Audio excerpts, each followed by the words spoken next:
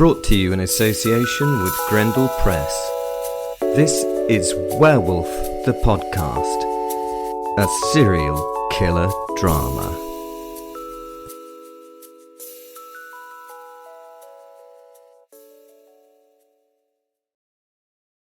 Big shout out today to the voice artists. Today it's Greg and Dee, and they are doing an amazing job. I do a little bit of demonic work, but yeah, big shout out to those two. They knocked it out of the park today. I hope you enjoy it. It's fantastic. Bye.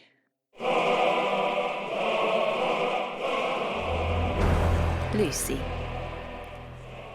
I don't like surprises. This is not a moral statement. I have presided over plagues, fallen empires, and at least 3 popes who thought they could outdrink me. They couldn't. Surprise is not new to me, but I do like a good evil surprise. But confusion, true confusion, that is a rarer and much more irritating thing. Simon de Montfort has realised something is wrong. I feel it the way a spider feels a tremor in the web, a hesitation, a shift in the ritual's weight. The moment when a human intellect, an unusually sharp one, admittedly, moves from confidence to suspicion, that moment is dangerous. That's when plans unravel. Michael is still speaking. Of course he is.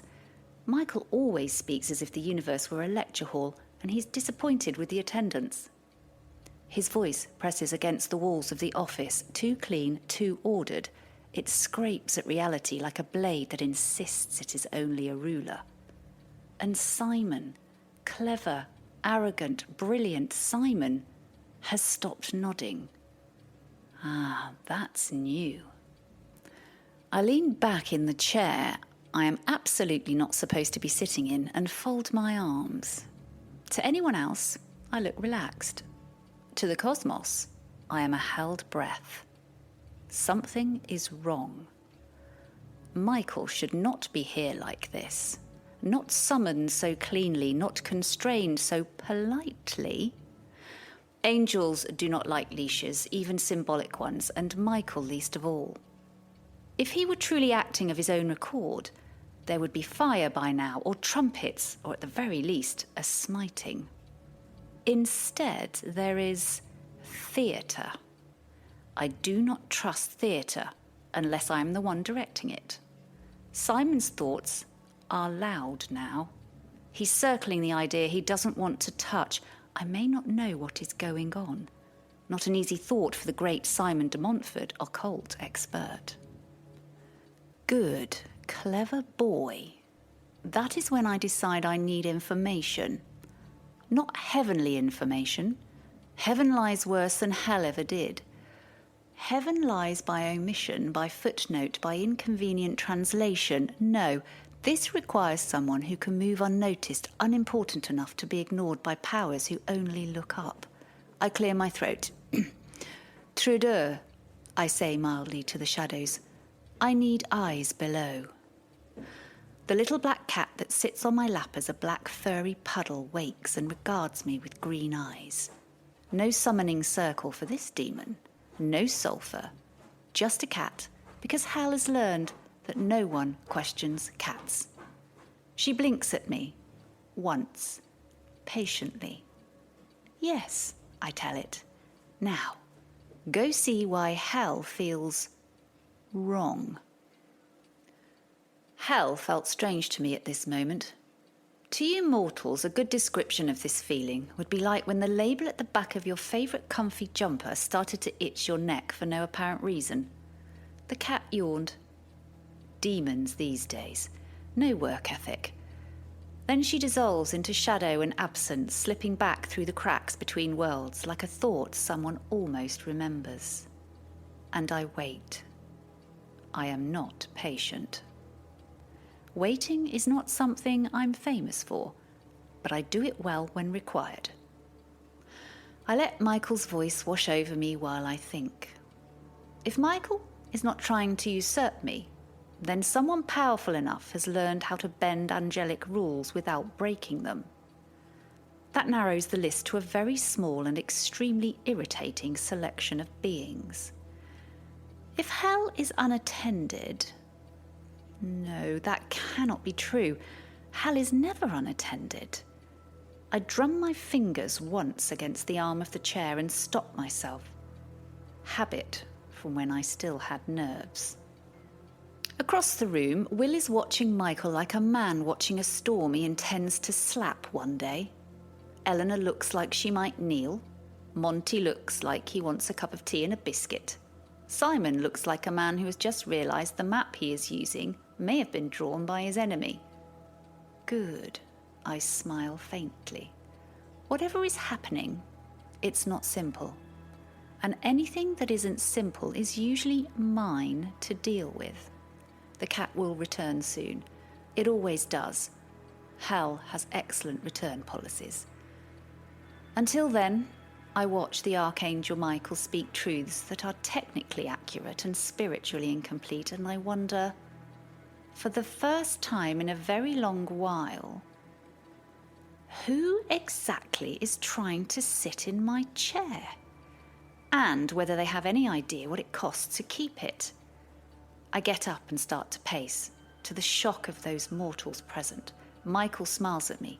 Smug idiot. I normally don't pace. Pacing is for generals who have lost battles and gods who pretend they haven't. I consider. I stand very still and let the universe adjust itself around me. Michael's presence still hums in the walls of Simon's office like a headache made of sanctimony. Something is wrong. I don't mean morally wrong, that would be tedious, but structurally wrong. The pieces don't fit. Michael is unaware, which is rare. Simon is not confident, which is rare. And worst of all, heaven is being vague. I click my fingers once. Trudeau, I say softly. The little black cat must not be ready. Of course, one does not summon a demon secretary so much as suggest productivity and wait for the inevitable eye roll. Still, I wait. Waiting is not something I enjoy. I examine the room instead. The professor's wards are competent, annoyingly so. His books whisper, but they don't gossip. Michael stands in the centre of it all righteous angles and borrowed authority, speaking as though the universe owes him an explanation. It doesn't. I feel it then. A tiny pressure change, like a draft through a crypt. Trudeau returns by simply being there, licking one paw with exaggerated care. Oh, good, I say. You're back.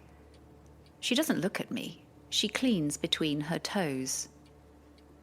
You know, she says, most rulers thank their clever spies. I am not most rulers. No, Trudeau agrees. Most rulers don't get overthrown, the cat says. I close my eyes very briefly. What did you see? She rolls onto her back, exposing her belly in a gesture that has fooled no one in the history of creation. Oh, things, places, conversations. Hell's been lively. You should visit more often. Trudeau. I have a warning in my voice that she should comprehend. Yes, she sits up, tail flicking. You want to know why the architecture feels wrong? Why the air tastes like an accounting error? My smile tightens. My anger is building. Speak. Well, she says lightly, there's a living mortal in hell. That gets my attention. I open my eyes, say that again. A mortal, she repeats. Alive, breathing, ambitious, annoying. My thoughts move very quickly now. Mortal ingress is rare, but not unprecedented. Accidents happen, cultists trip. Lawyers who sell their souls at the bar exam can often fall into hell, but are no threat. Who? I ask. I demand. Trudeau resumes her grooming. She's enjoying her position of power in this moment. Trudeau! Okay, says the little cat. You remember him, scruffy, a sorcerer person full of bitterness and resentment. Belphastus? The name lands like a dropped glass. Belphastus. Who? I don't I now do. Oh, I say very carefully. Yes, Trudeau continues, enjoying herself now. And he's not lost. Not screaming, not bargaining. He's talking.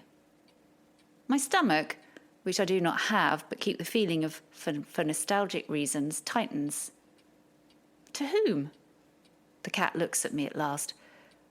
There's a little concern in those little red eyes, although they glow just enough to be rude. Astaroth. The room becomes silent at that name, but takes me a moment to process. Astaroth. Regent. Keeper of the throne. The thing I leave in charge when I step away because nothing else is sufficiently terrifying to deter the ambition of the other denizens of that realm.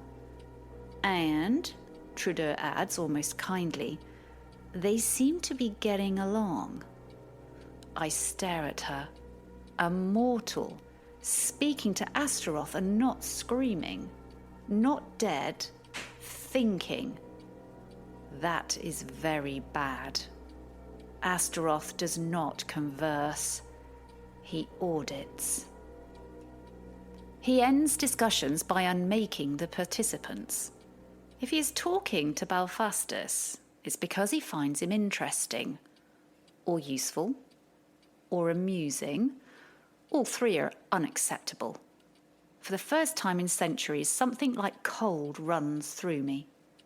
Belphastus is clever in the way that rats are clever, good at finding cracks, excellent at surviving disasters they have no right to survive. And Astaroth, well, he does not play games unless the board is soaked in blood. If those two decide... No, I cut the thought off before it finishes forming. I straighten my jacket. Trudeau tilts her head. You look concerned. I do not swear often, I say. That's true, says the smiling little cat. It's bad for the brand, she continues. We pause and contemplate. I exhale once. Shit! The word feels heavy, dangerous. The universe twitches, offended. Trudeau's ears flatten. Wow, she says. You are worried. She's not used to me being such, so this frightens her. Yes, I am. I spin, already stepping into the fissure that leads home. Tell hell to prepare, I say. And Trudeau? She's no longer playing the fool. Yes, my liege. If Astaroth smiles, the little cat grins, sharp and feline. Run. And then I'm gone, tearing back toward my throne, because whatever is unfolding below, it's no longer a misunderstanding. It's a coup.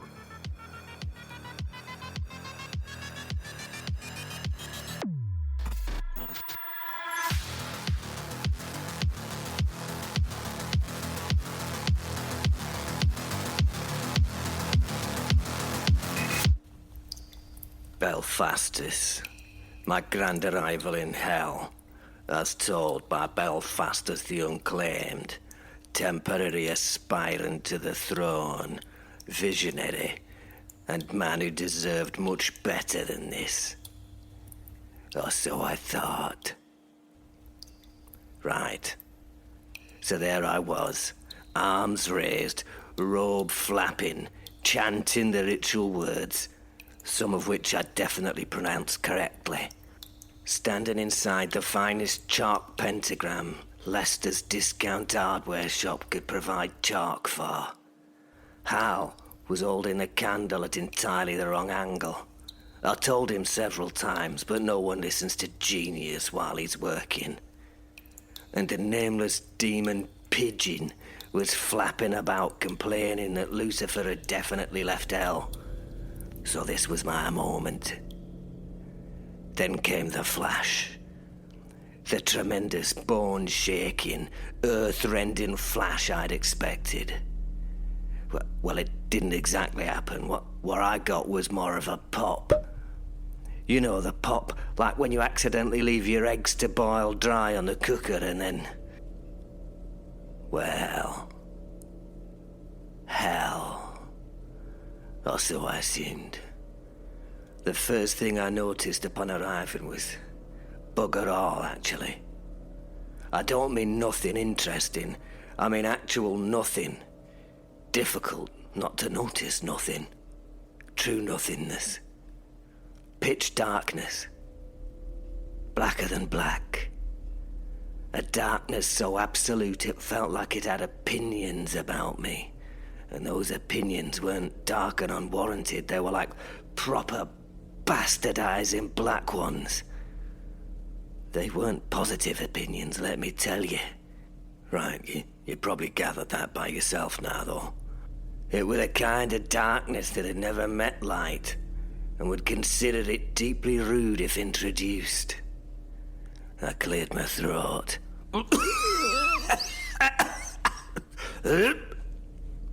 Hello?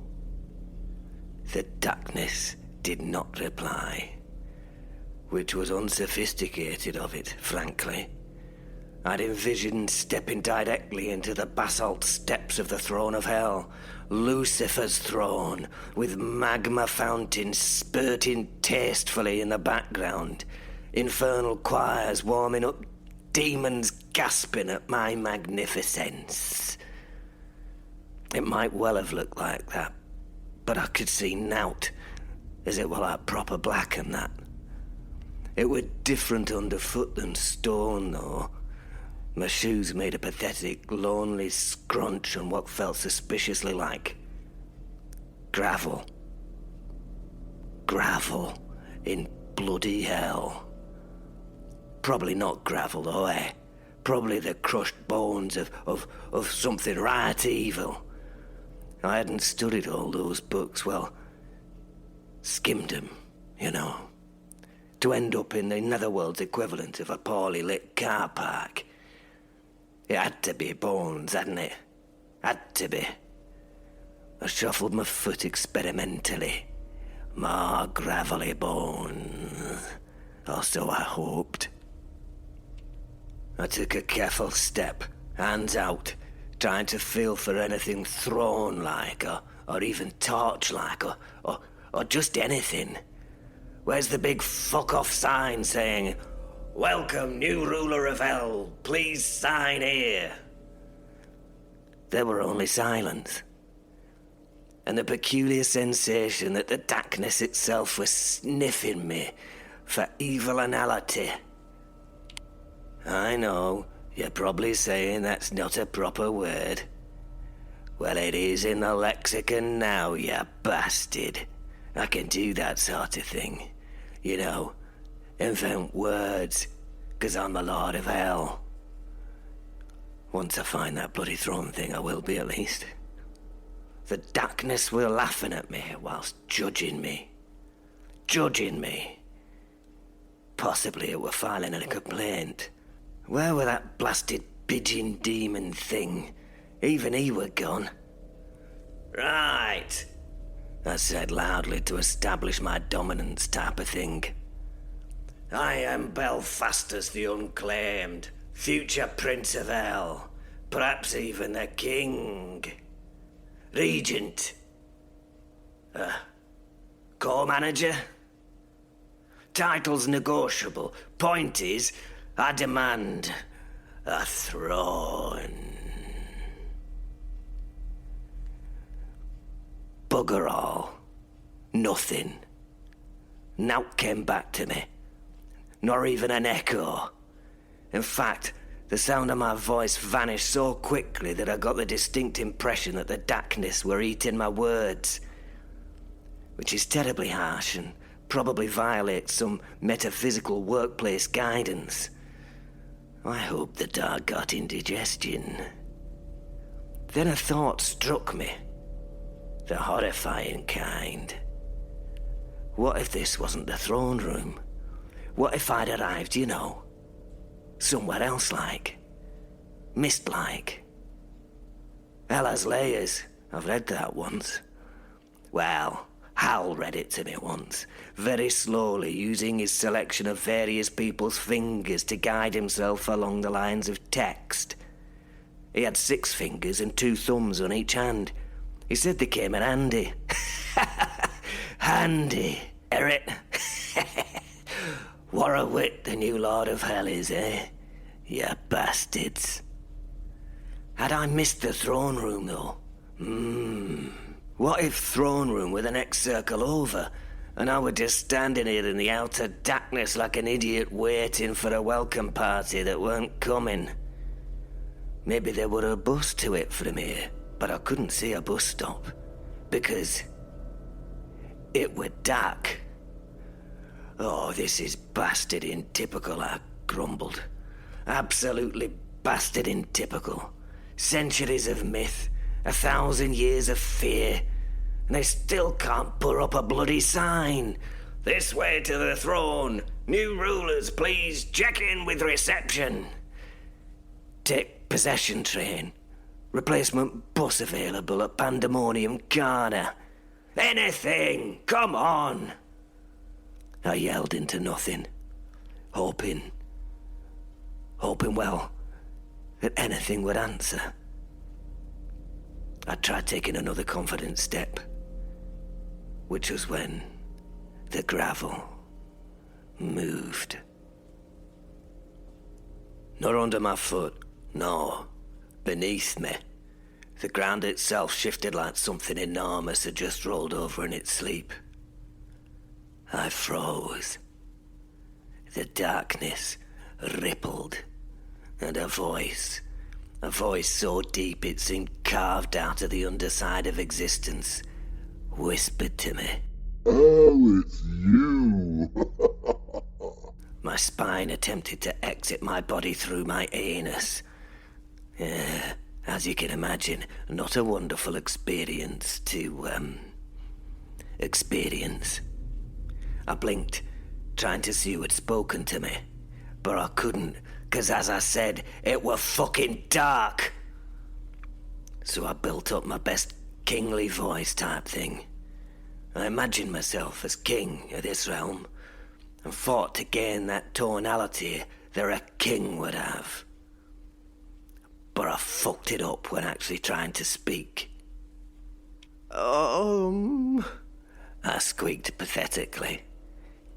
Yeah? The darkness replied. Wrong entrance, Belphastus. Well, we've all made that mistake in the throes of passionate moment, I joked.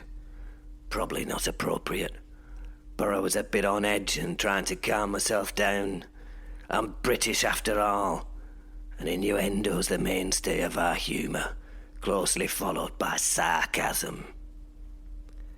A pause from the speaker of, evil-sounding words. A very long, judgmental pause. Wow. It were a long, bastarding, judgmental pause with this. Again. The voice finished ignoring my faultless quip.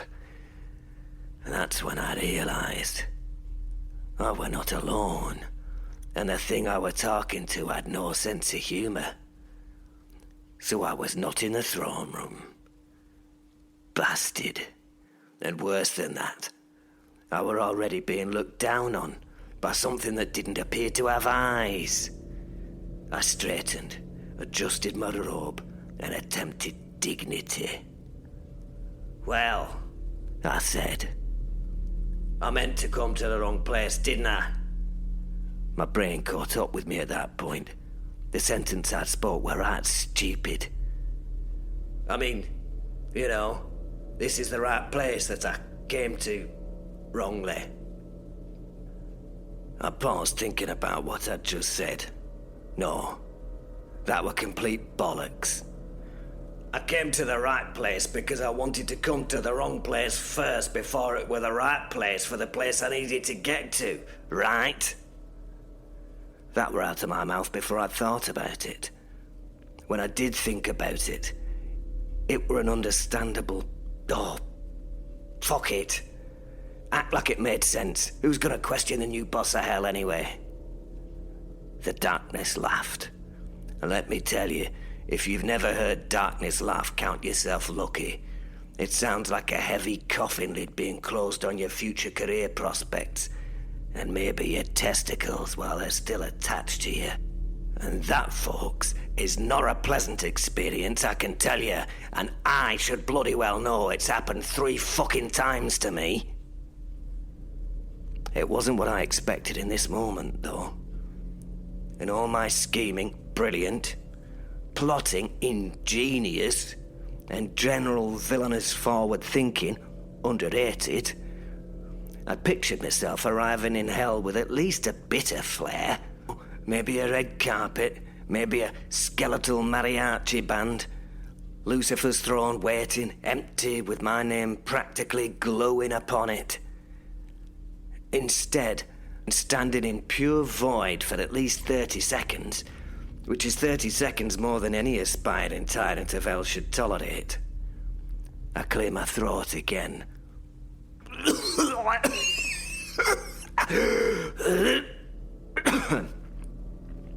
Hello?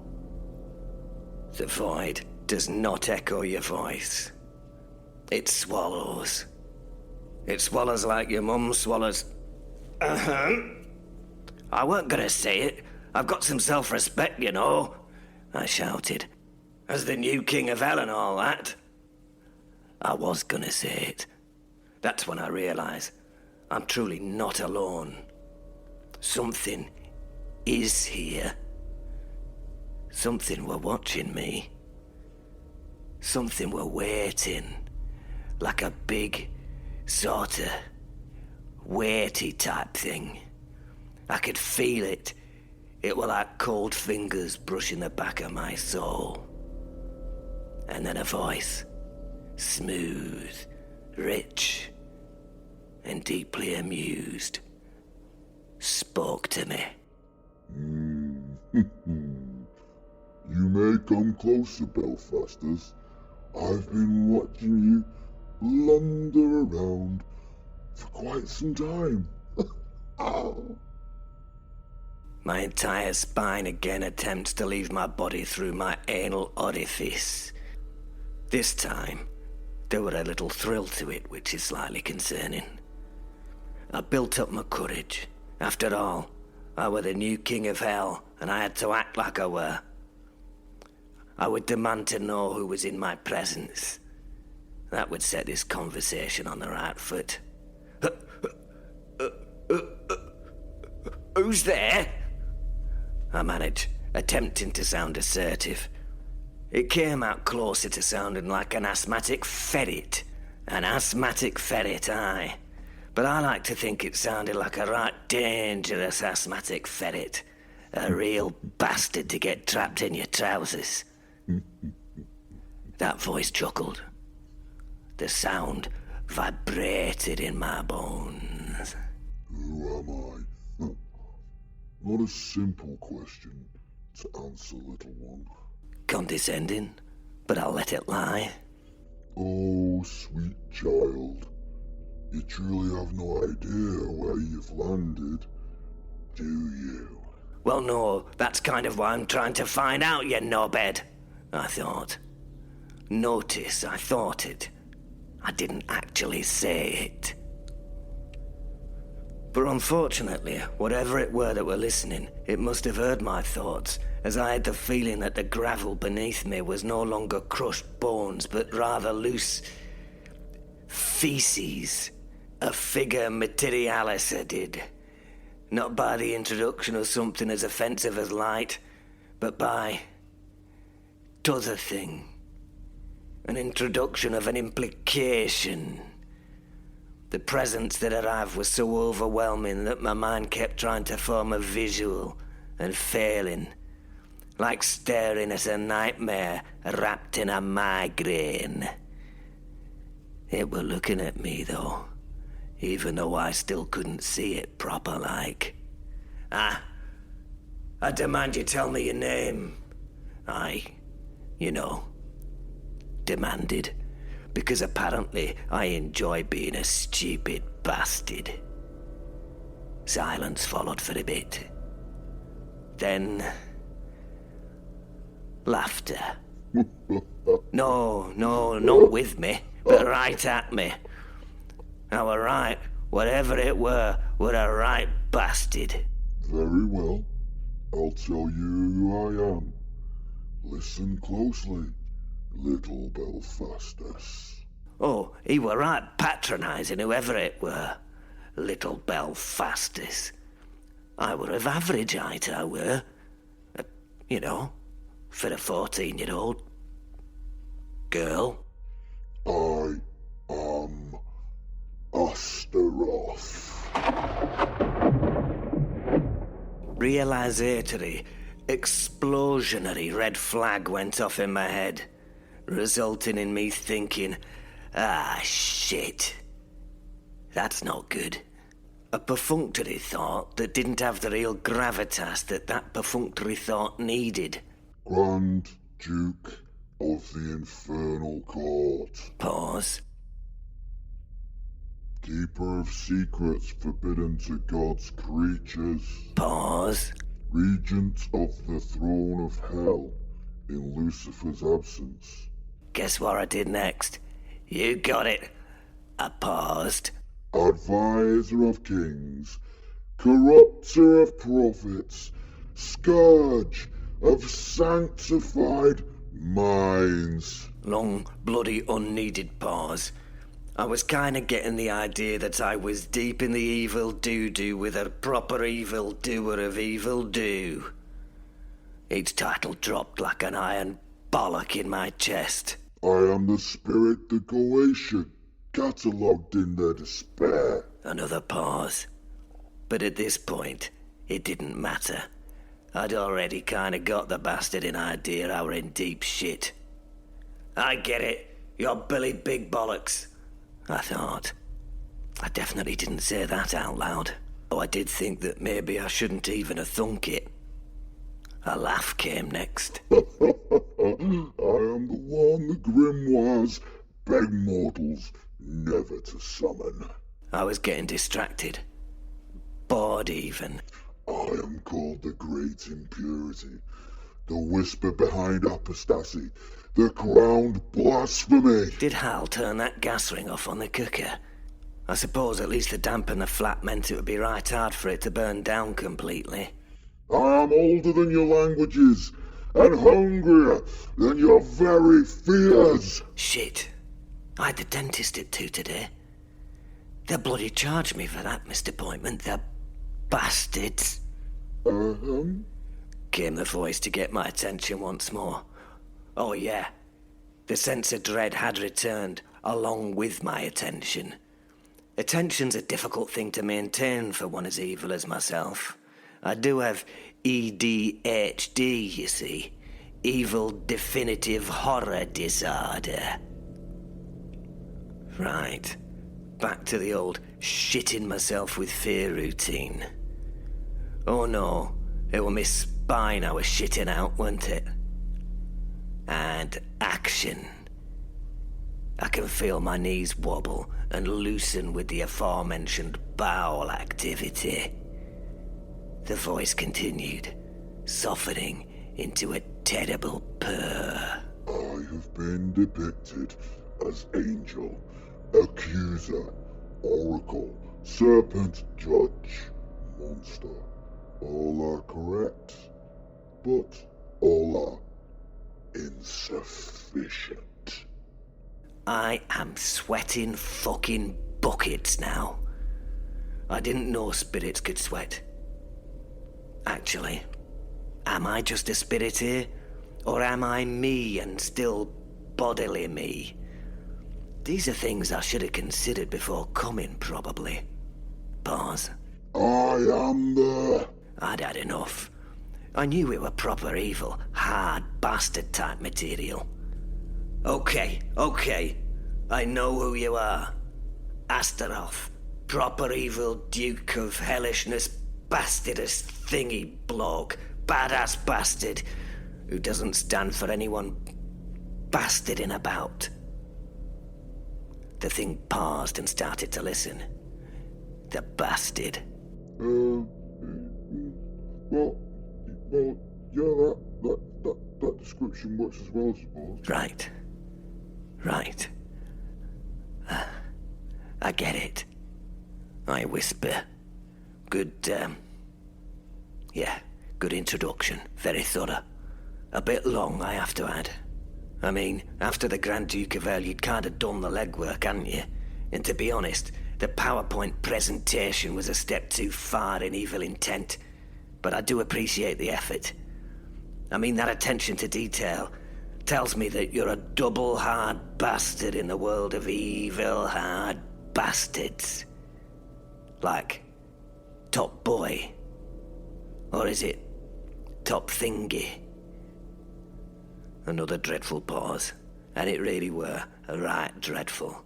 A pause that were filled with mirth and intention to add more dread to my mortal soul, which were already dreading stuff, if I'm honest. And in your case, Belphastus, in your case, I am also known as Karen. I blink. Did you say Karen? Yes. My mind whirls. Karen? Karen? Who the fuck is Karen? Oh, hang on.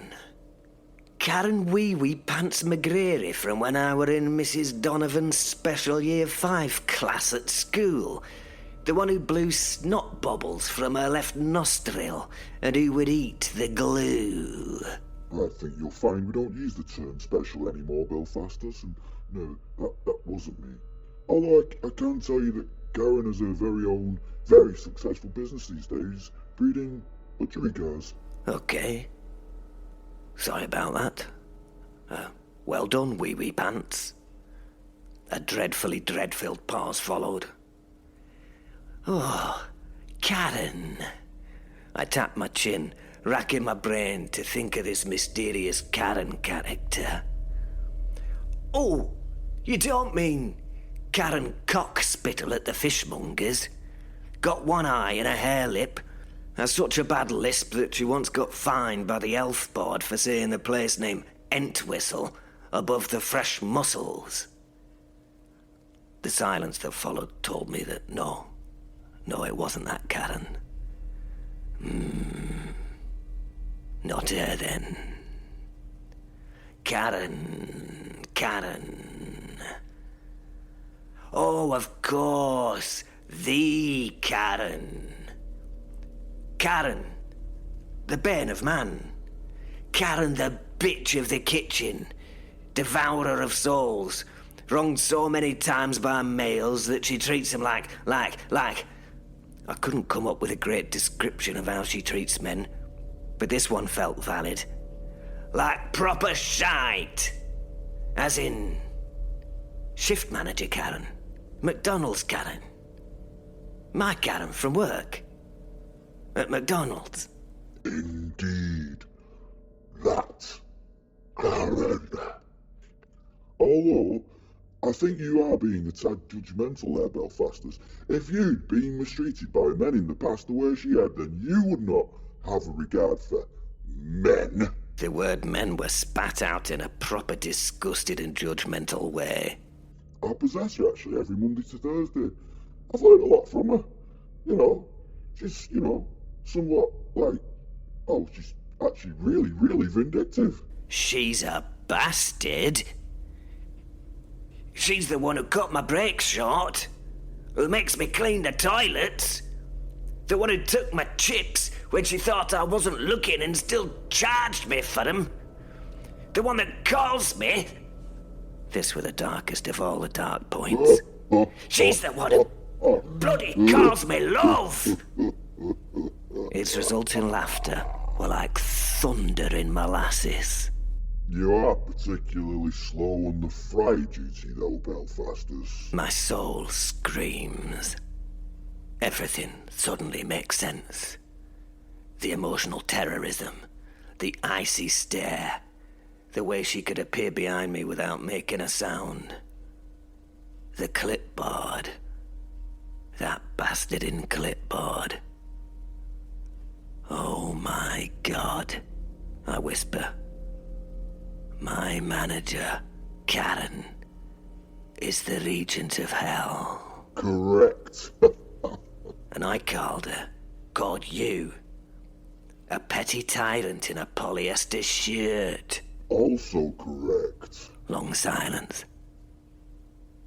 So what now? I squeak. Astaroth leans closer, not physically, but cosmically, and says, Now, Belphastus, I'm intrigued. You will explain why you think you are worthy of the throne of hell, the throne that I currently occupy, and do make it very good. I take a deep breath and do my best to edge past this moment in which my bladder contemplates treason.